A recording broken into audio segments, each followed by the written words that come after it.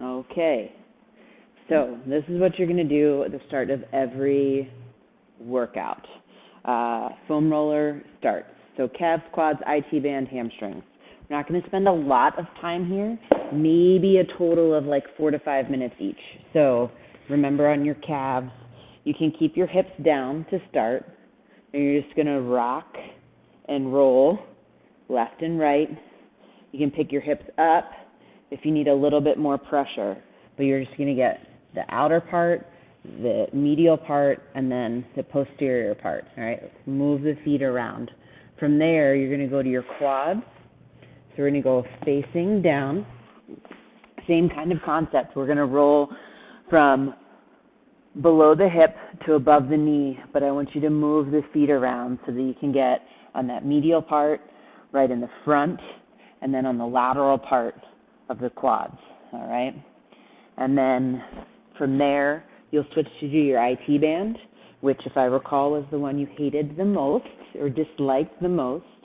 So I bring my top leg in front to just help with balance, and we're just going to roll nice and carefully on that most lateral part of the leg, so right below the hip to right above the knee. Remember, you're not rolling on bony structures, so stay off the knee and also stay off the shin. And just breathe through the ones that feel the most challenging or the most painful. So try not to grit up and get tense. Just try to relax and melt into the foam roller. And then you're going to go hamstrings. So now you're on back.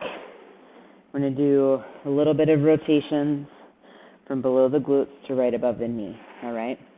Once you do about 4 or 5 minutes there, so think about like 30 seconds per side or 60 seconds total per muscle group that's listed out. We're going to go right into your actual warm-up. So for your T-spine extensions, everything's going to be 5. I'm going to run through a couple reps of each thing. T-spine extensions, resting your upper back onto the foam roller and then reaching overhead as far as you can, ideally trying to get your fingers to touch the floor.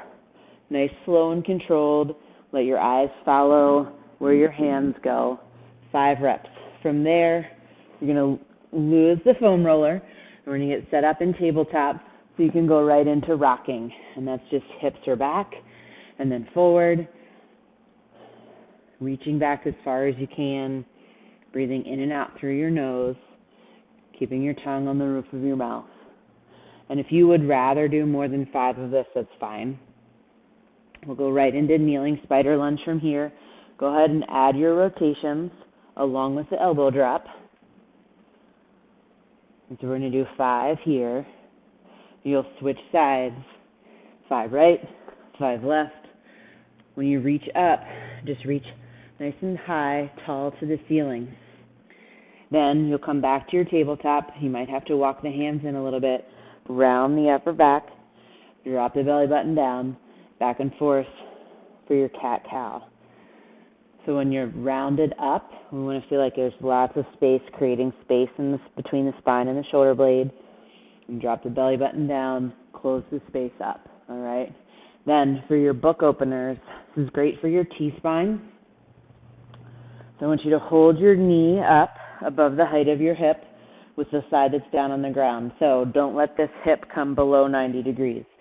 Take the top arm and just open and close as if your arm and your spine are the cover of a book. So you're trying to get the back side of your right shoulder and the back side of your right hand to the floor. 5 on the right, 5 on the left. Then you can make your way up to standing. We're going to get set up for your good mornings. So feet are going to be shoulder width, hip width apart, little bend in the knee, hinged at the hips.